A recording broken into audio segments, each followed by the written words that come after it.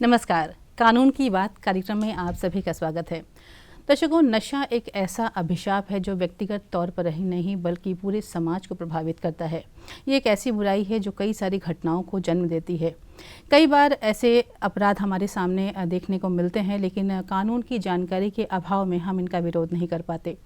तो आज offence under drugs NDPS act, इसी विषय पर हम चर्चा करेंगे।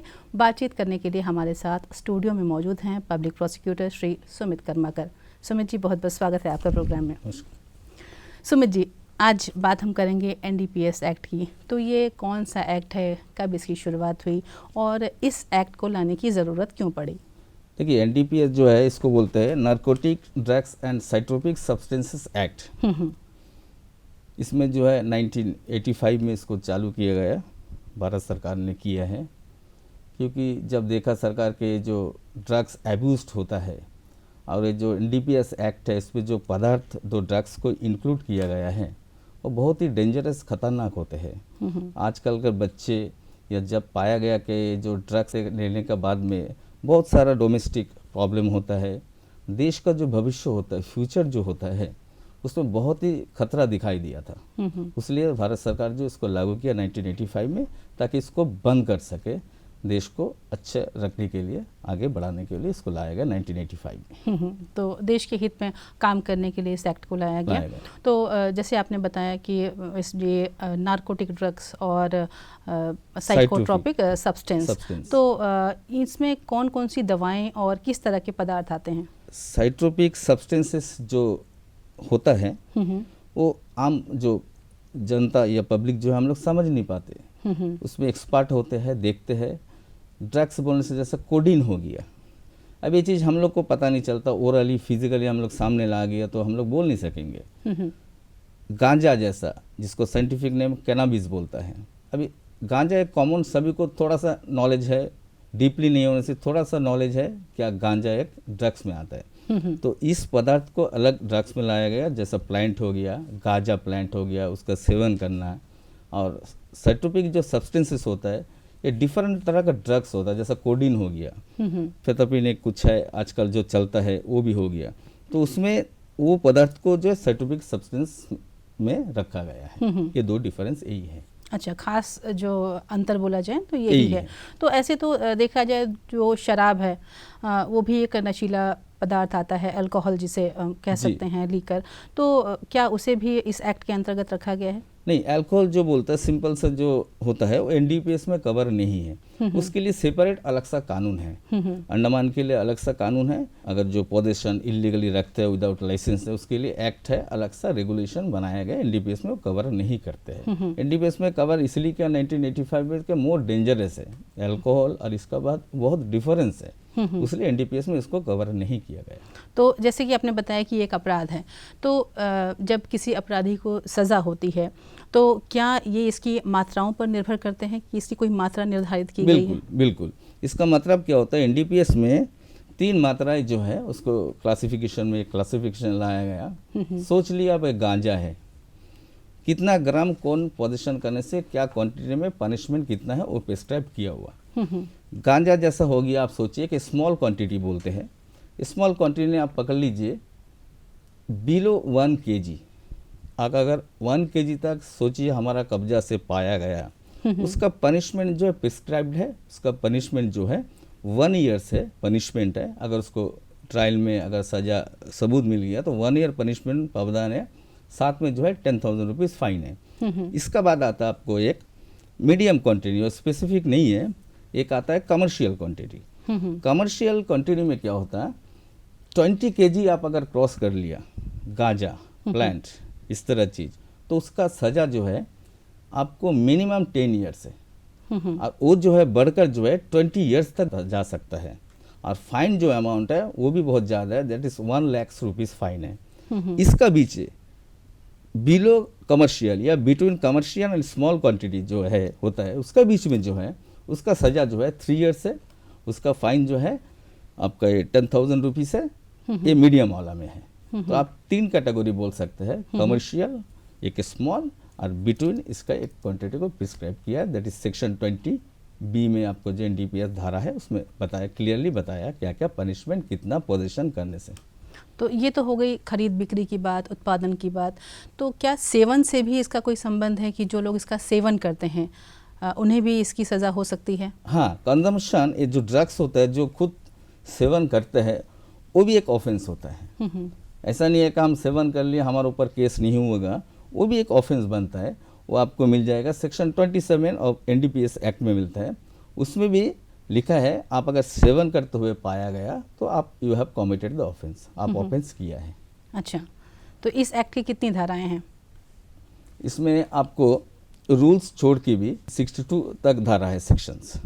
उसमें रूल्स छोड़ के जिसमें पनिशमेंट प्रिस्क्राइब किया हो, ऑफेंस प्रिस्क्राइब किया, प्रोसीड्यूर प्रिस्क्राइब किया, कैसा सीज करना, कैसा अरेस्ट करना अगर पाया जाता पोजीशन में, ये धारा इतने में है। इसमें सारा प्रोसेस रूल्स को छोड़कर। तो कोई मुख्य धाराएं हैं इसकी? सेक्शन 20 बोला जिसमें पनिशमेंट प्रिस्क्राइब किया है, कितना क्वांटिटी में कितना पनिशमेंट दिया गया। और आप जो मुख्य धारा जो बोलता है जैसा ओन कंजम्पशन में आप सेक्शन 27 में आते हैं। और एक मुख्य धारा जो है सेक्शन 22 में आते हैं एनडीपीएस एक्ट के तहत, जिसमें आपको साइटोपिक सब्सटेंस को प्रिस्क्राइब किया गया है, इसका क्या पनिशमेंट होगा। सर, इस नियम की मुख्य विशेषताएं क्या हैं? ऑफेंस प्रिस्क्राइब्ड है, सजा प्रिस्क्राइब्ड है, प्रोसीड्यूर प्रिस्क्राइब्ड है, पुलिस कैसा एक्ट करेंगी, कल्प्रिट को कैसा पकड़ेंगे, किस धारा पे पकड़ेंगे, इसको कैसा कोर्ट में प्रोड्यूस करेंगे अरेस्ट करने के बाद में, सारा प्रोसेस को इसमें प्रिस्क्राइब किया हुआ जो 1985 में बना है, सारा प्रोसेस को फॉलो करके इसको बनाया गया। जैसे पुलिस की बात आपने कही, तो इस एक्ट में पुलिस को क्या इस अपराध को मामले की जांच करने के लिए कितना पावर दिया गया है? देखिए, एनडीपीएस एक्ट में सारा पावर पुलिस को है। आपको एक पुलिस को इन्फॉर्मेशन मिलता है क्या कई जगह में गांजा मिल रहा है, इन पर कोई कैरी कर रहे हैं, all power have been wasted to the police. कुछ कुछ होता है, रैंक डिसाइड किया है, कौन सा रैंक पुलिस इंस्पेक्टर हो, डीवाईएसपी, एसपी हो, कुछ प्रोसेस फॉलो करके सारा पावर पुलिस को दिया गया है।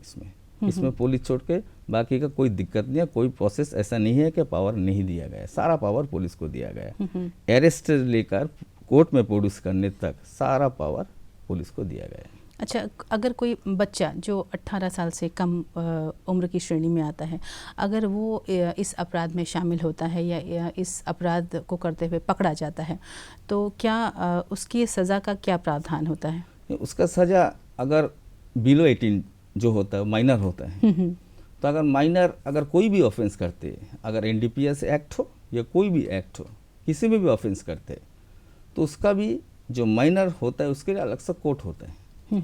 एनडीपीएस हो या आईपीसी का केस हो, कोई भी केस जो है वही सेम पुलिस का पावर है, जो कर सकता पुलिस वो करेंगे।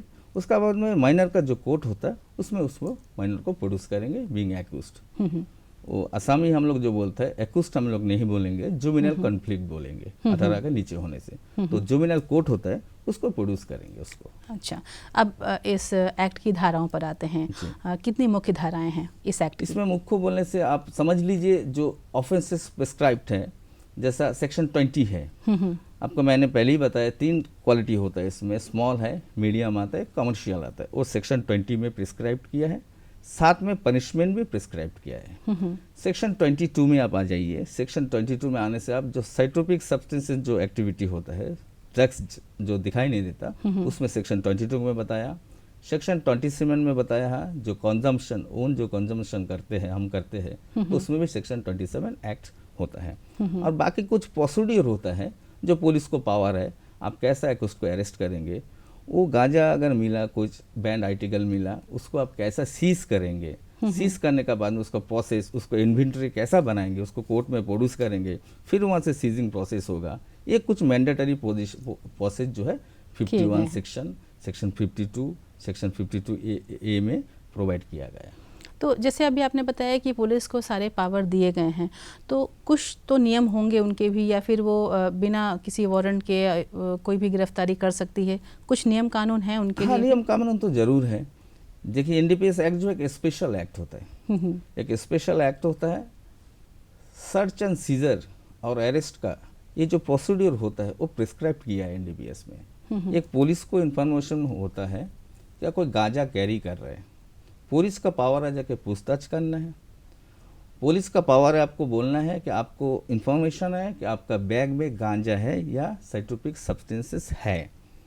फिर पुलिस को पावर दिया गया, और ऐसा नहीं है कि पुलिस जाके फॉल्स बोलेंगे, पुलिस भी उसका ड्यूटी बनता है, उसको बोलेंगे को आपको इन्फॉर्मेशन है, आप अगर चाहते हैं तो आप गैजेटेड ऑफिसर से हम लोग का भी सर्च करा सकते हैं। तो राइट सिंस बिगिनिंग जिसको पर सस्पेक्ट है, हम लोग को लगता है कल्प्रिट है, उसको ये राइट दिया गया ताकि वो फॉल्स केस में इम्प्लीकेट ना हो। तो वो अगर बोलेगा नहीं हमको डाउट होता पुलिस लोग शायद गांजा कैरी करके आया फॉल्स एप्लीकेशन के लिए, हमारा पॉकेट में डाल के केस बना लेंगे, तो उसको अपॉर्चुनिटी दिया जाता है कि आप अगर चाहते हैं गैजेटेड ऑफिसर से हमारा सर्च कराया, आपका राइट है, आप करिए। तो बाय रिटन एक नोटिस होता है अंडर सेक्शन 50 में NDPS एक्ट में, उसको दिया जाता है। वो अगर बोलेगा सर्च कराइए तो उसको बुलाना पड़ेगा, अगर बोलेगा नहीं आप लोग सर्च कीजिए, आप लोग हम सर्च नहीं करूँगा, तो पुलिस का काम शुरुआत वहीं से है। बैग सर्च करना, पर्सनल सर्च करना, ये सब पुलिस कर सकते हैं। तो ये तो जैसे पुलिस को बहुत सारे आपने बताया कि ये जांच की भी शक्ति दी गई है और वारंट के बगैर भी तलाशी ले सकते हैं, गिरफ्तारियां हो सकती हैं।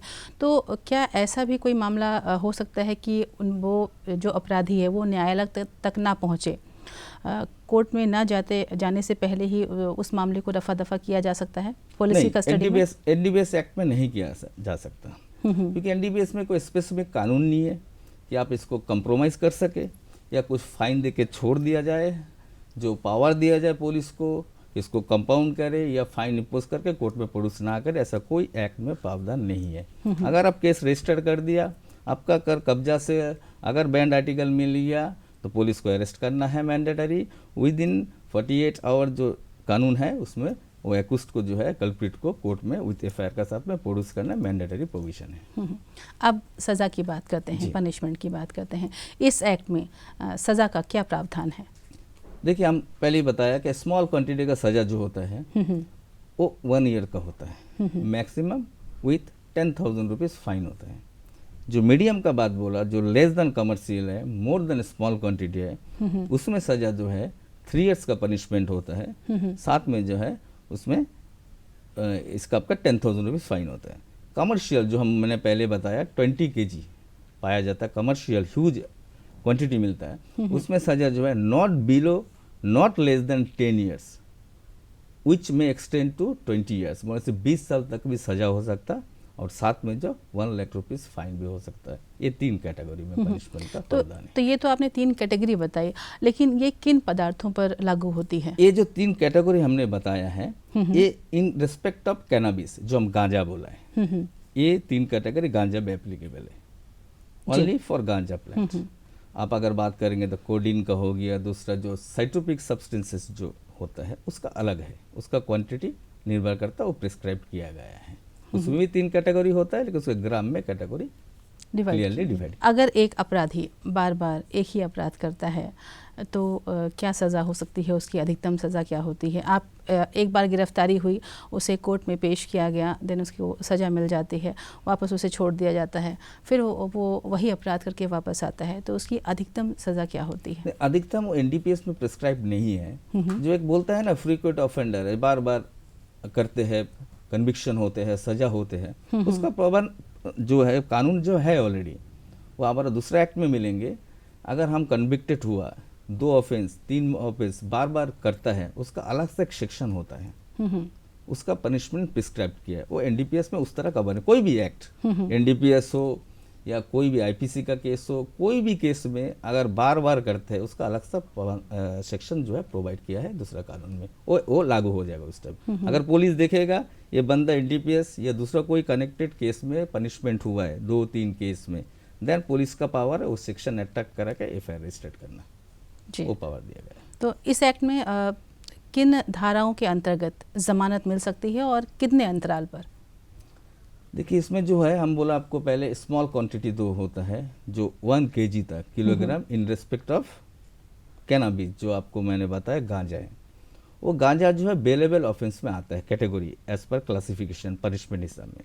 बेलेबल ऑफेंस में क्या होता है, अरेस्ट होने से बाद में मैंडेटरी होता है, पुलिस जो है थाना में बेल देना उसका राइट है। सेम डे में उसको एक बेल बॉन्ड श्योरिटी दे के थाना में ही बिल देना है। जब उसको ऊपर पार हो जाएगा देन वो कन्वर्टेड हो जाएगा, कमर्शियल क्वांटिटी या मीडियम क्वांटिटी और नॉन अवेलेबल ऑफिस पे कन्वर्ट हो जाएगा। तो पुलिस प्रोड्यूस करेंगे कोर्ट में। कोर्ट का डिस्क्रिशनरी पावर होता है देखकर, एफआईआर देखकर क्या है उसमें मेरिट, कब्जा से मिला या उसका बैग से मिला या उसका घर से मिला, सारा कुछ कोर्ट डिसाइड करेंगे जी। जब discretionary power of the court आ जाता है तो कोर्ट डिसाइड करेंगे कि हम 15 दिन में जमानत दूं या 30 दिन में दूं या ना या 60 दिन में दूं या ना दूं, कोर्ट डिसाइड करेगा। कोर्ट देखेगा अगर जमानत दिया तो एविडेंस हैम्पर होने का चांस होएगा, वो जाके कुछ इन्फ्लुएंस करेंगे विटनेसेस को, सारा चीज देखते हुए कोर्ट डिसाइड करेगा मैं कितना दिन में दूं। कहने का मतलब वो पदार्थ कैसा पदार्थ है और वो किस क्वांटिटी में पकड़ा गया जी, उसके अनुसार अपराधी की जमानत मिल सकती है या नहीं मिल सकती है, कितने दिनों में मिल सकती है। तो वैसे तो अगर देश की बात करें इन चीज़ों पर जो युवा वर्ग है वो काफ़ी जा रहा है इस ओर, लेकिन अगर द्वीपों की स्थिति की बात करें तो क्या स्थिति है द्वीपों की? देखिए द्वीपों की अभी जो फिलहाल जो प्रैक्टिकल हम लोग देख रहे हैं, टीनेज जो होता है, बच्चे लोग होता है, ये ड्रग्स गांजा इसको ज़्यादा यूज़ करने लगे, अल्कोहल को जो है वो लोग अवॉइड कर रहे हैं। प्रैक्टिकल प्रॉब्लम क्या होता है, अल्कोहल में एक स्मेल आता है, ये लोग सोचते हैं गांजा ये सब वगैरह अगर हम लोग शुरू करेंगे, करते हैं, सेवन करते हैं, घर में जाते हैं, पेरेंट्स के पास जाते हैं, कोई स्मेल नहीं मिलता, पेरेंट्स से सेव हो जाते हैं। इसी में क्या होता है आस्ते आस्ते 1-2 बार से वो लोग एडिक्ट हो जाते हैं। अगर टीनेज अगर एडिक्ट हो गए तो देश के लिए बहुत ही प्रॉब्लम है, हमारे अंडमान के लिए भी प्रॉब्लम है, हमारा फ्यूचर देश के लिए भी जो ड्रग एब्यूज मामला है बहुत ही खतरनाक चीज़ होता है। तो हमारा अंडमान में जो फिलहाल है पुलिस अच्छा प्रोटेक्शन दे रहा है, पुलिस अच्छा प्रोसीड कर रहा है, क्या गांजा या कोई भी बैंड आर्टिकल्स ना है अंडमान में क्योंकि मेनलैंड से दूर है, बहुत सारा केसेस हो रहा है, पुलिस कर रहे हैं। जैसे अभी युवा वर्ग की बात हो रही है, छोटे बच्चों की बात हो रही है, स्कूल गोइंग चिल्ड्रन की बात हो रही है, तो आजकल देखा जाता है ये बच्चे जो करेक्शन पेन है वो हो गए, कफ सिरप हो गए, इन सब चीज़ों की एडिक्ट हो चुके हैं इन सब चीज़ों के लिए। तो इस पर आप क्या कहेंगे और क्या NDPS एक्ट में ऐसी कोई चीज़ें हैं? हाँ जी, हम पहले ही बोला ना, साइट्रोपिक सब्सटेंसेस में कुछ कफ सिरप का जो अंदर ड्रग्स बनाते हैं, वो कफ सिरप जो होता है वेराइटीज कोडिन मिलाया जाता है, उसमें कुछ सब्सटेंसेस रहता, वो भी नशीले NDPS में कवर होते हैं। इसलिए आप देखिए कोई सिरप ड्रग जो विदाउट प्रिस्क्रिप्शन आप फार्मेसी से नहीं मिलेंगे, एक्चुअली बैंड है। अगर डॉक्टर प्रिस्क्राइब करेंगे, क्वांटिटी प्रिस्क्राइब करेंगे, वो हिसाब में आप सेवन कर सकते। खांसी हुआ आपको, कफ हुआ, वो सेवन कर सकते। लेकिन वो छोड़ के बिना प्रिस्क्राइब के सोचे आपका कब्जा से 50 बोतल फैंसीडेल मिला या कफ सिरप मिला, फिर एक्सपर्ट देखेंगे अंदर क्या पदार्थ है। अगर वो पदार्थ उसमें मिला हुआ है तो NDPS में कवर करेंगे। कवर अगर करेंगे दैट इज ऑफेंस है, वो भी ऑफेंस होएगा। अभी आपने बताया कि मात्रा की बात आपने कही, सेवन करने वाला भी अपराधी है और जिसने जो रखता है वो भी अपराधी है, जो खरीद बिक्री करता है वो भी अपराधी है। अगर एक व्यक्ति फाइनेंशियल तरीके से किसी की हेल्प करता है डायरेक्टली या इनडायरेक्टली, या इस अपराध के लिए किसी को उकसाना, क्या ये भी अपराध है NDPS एक्ट के तहत? बहुत ही अच्छा सवाल आपने पूछा। ये आपको सेक्शन 29 ऑफ NDPS एक्ट में मिलेंगे। सोचिए कानून बनाया गया, आपसे कब्जा से मिला गांजा या साइट्रोपिक सब्सटेंस, पुलिस आया आपको पकड़ लिया। अभी ये NDPS जब 1985 में बना, उद्देश्य यही था क्राइम को रोकना है, इसको बंद कराना है, देश को अच्छा रहना तो इसको बंद कराना। तो खाली कब्जा आपसे मिलेगा ऑफेंस बन गया बोलने से आप चीज को रोक नहीं पाएंगे। तो इसका सोर्स कौन इंसिस्ट कर रहा है, इसका पीछे कोई गैंग है, कोई इसका पीछे डायरेक्टली और इनडायरेक्टली फाइनेंस तो नहीं कर रहे क्या गांजा लेके आ जाओ कलकत्ता से, गांजा लेके आ जाओ चेन्नई से, आपको मैं इतना पैसा दूंगा। इसको एबेडमेंट ऑफ द ऑफेंस बोलेंगे हम लोग। सेक्शन 29 में स्पेसिफिकली बताया गया। उसका पनिशमेंट भी सेम पनिशमेंट है, उसको हम लोग बोलेंगे उसका ग्रेविटी ज्यादा है, जो इंसिस्ट करते हैं डायरेक्टली और इनडायरेक्टली। आपका अकाउंट में पैसा दे दिया मैंने 2 लाख, बिल्कुल रोज ट्रांजैक्शन हो रहा है। एक अपराधी मिल गया, पाया गया एयरपोर्ट में, कलकत्ता से आया तो उसका गांजा मिल गया, तो इसको लिंक करके पुलिस को पावर दिया गया, एबेडमेंट में सेक्शन 20 में मेरे को अरेस्ट कर सकते हैं आप, इसमें कोई दिक्कत नहीं है। अब आते हैं कोर्ट पर कि जी। इस तरह के जो अपराध होते हैं वो किस तरह के न्यायालय में उनकी सुनवाई होती है। एनडीपीएस ऑफेंसेस का जो होता है, इसीलिए इसे बहुत सेंसिटिव एक्ट है, इसलिए इसके लिए स्पेशल कोर्ट जो है बनाया गया है। ये कोर्ट भी स्पेशल कोर्ट होना है, प्रोसिक्यूटर्स जो रहेंगे वो भी स्पेशल प्रोसिक्यूटर होना है एनडीपीएस के तहत, उसी को अपॉइंट करना है। स्पेशल कोर्ट जो है पावर दिया गया है, जैसा अंडमान में जो है डिस्ट्रिक्ट एंड सेशन जज जो होता है इक्वल, उसी हिसाब में जज को जो है स्पेशल जज करके एक पावर दिया जाता है, उसी में एनडीपीएस कनेक्टेड केस जो है ट्रायल में चलते हैं। पुलिस विभाग का आपने बताया कि बहुत अहम रोल होता है इसमें, तो पुलिस विभाग इस एक्ट के दायरे में रहकर इस अपराध से जुड़े घटनाओं को क्या नियंत्रित कर सकता है? जरूर, पुलिस एक्टिव हो जाए, पुलिस इसके ऊपर अगर काम करे, अगर सोचे हमको इसको क्राइम को रोकना है, एडमिनिस्ट्रेशन हो अंडमान के या पुलिस हो, क्योंकि पावर पुलिस को दिया गया, तो पुलिस अगर एक्ट करेगा तो जरूर इसको हम लोग मिनिमाइज कर सकते हैं। आजकल जो ज़्यादा चल रहा है, बहुत सारे सब केसेस हो रहा है, तो पुलिस बहुत ही बढ़िया से बहुत ऑफेंसेस एफआईआर रजिस्टर्ड हुआ एनडीपीएस के तहत, फिलहाल इसे लास्ट 10 साल से बहुत ही अच्छे से कर रहे हैं, इसलिए क्राइम रेट जो एफआईआर रजिस्ट्रेशन ऑफ एफआईआर बहुत ही कम हुआ अंडमान में। यही सवाल अगर एक आम नागरिक की तरफ से पूछा जाए, एक आम नागरिक पुलिस विभाग की सहायता करके किस प्रकार इन चीज़ों को रोक सकता है? देखिए, पुलिस जो करेंगे एज पर लॉ करेंगे, अगर कल्प्रिट पकड़ा जाते हैं उसको अरेस्ट कैसा करना है, उसको सजा कैसा दिलाना कोर्ट से, पुलिस काम करेगा। लेकिन पुलिस को दिक्कत क्या होता है, सोर्स इंफॉर्मेशन नहीं मिलता है। अभी पुलिस जो काम करते हैं उसको भी इंफॉर्मेशन चाहिए, इसीलिए लोग रात को पेट्रोलिंग करते हैं, सारा जगह देखते हैं, सस्पेक्टेड पर्सन्स को सर्च करते हैं, वो पावर दिया गया है। आम जनता जो होता है हम लोग, इसको हमारा भी बहुत ड्यूटी बनता है। हमको अगर कोई इन्फॉर्मेशन मिलते हैं, अगर हम देखते हैं कोई बच्चा टीनेज या कोई भी इंसान या गांजा या कोई भी ड्रग्स जैसे चीज़ों को सेवन कर रहे हैं, वो हमारा भी एक ड्यूटी बनता है, इमीडिएट जो पुलिस को इंफॉर्मेशन पहुंचाए, एक रिपोर्ट दर्ज करे, ताकि ये चीज़ को रोक सके और जो ऑफेंस किया उसको अरेस्ट कर सके, ये हमारा ड्यूटी बनता है। अब एक सवाल आता है, जो इस तरह की जो घटनाएं होती हैं वो पूरे समाज पर प्रभाव डालती हैं, तो आपको क्या लगता है इन सब चीज़ों से समाज में क्या प्रभाव पड़ रहा है? हम पहले ही बताया, एनडीपीएस एक्ट इसीलिए लाया गया, ये ऑफेंस, ये ड्रग्स एब्यूज्ड, कितना भी ऑफेंस होने दीजिए, आईपीसी का ऑफेंस, जितना बात बोल सके आप, इन्वायरमेंट कनेक्टेड ऑफेंस है, ये ड्रग्स एब्यूज जो ऑफेंस, ये बहुत ही खतरनाक और डेंजरस है सोसाइटी के लिए। एक देश या हमारा इंडिया या अंडमान पकड़ लीजिए, अगर आगे बढ़ना है, फ्यूचर आगे देखना है, अगर टीनेज को आगे जाके देश को संभालना है, ड्रग एब्यूज जो होता है धीरे धीरे वो इंसान को एकदम डैमेज कर देंगे। अगर डैमेज कर दिया, अच्छा इंसान, पढ़े लिखा इंसान जो ड्रग एडिक्ट हो जाएगा, तो ये देश का भविष्य के लिए बहुत ही खराब है, खोखला हो जाएगा।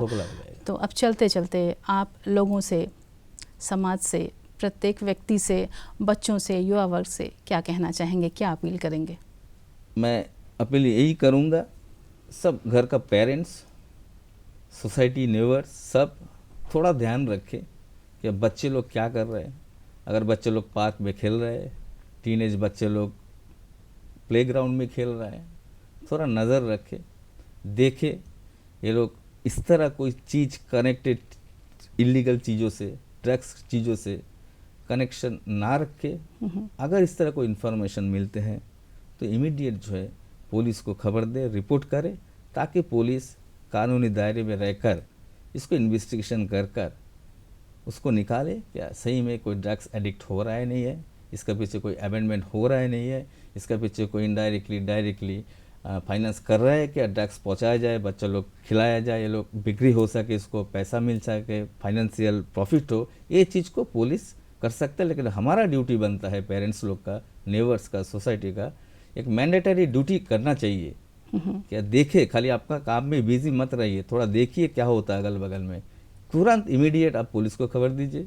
ऐसा नहीं है पुलिस को खबर देने से कौन इन्फॉर्मेंट है पता चलेगा आपको, फ्यूचर में दिक्कत होगा, ऐसा कोई बात नहीं है। सारा कानून जो इन्फॉर्मर होता है उसका फेवर में ही रहता है, बाकी काम जो पुलिस करेंगे। हमारा ड्यूटी बनता है इन्फॉर्मेशन कम से कम प्रॉपर जगह अथॉरिटी कंसर्न को पहुंचाया जाए। तो सुमित जी, आप कार्यक्रम में आए और एनडीपीएस एक्ट के बारे में इतनी अच्छी जानकारी दी, बहुत बहुत शुक्रिया आपका। धन्यवाद। तो दर्शकों, कानून की बात कार्यक्रम में आज इतना ही। फिर होगी मुलाकात अगले अंक में। नमस्कार।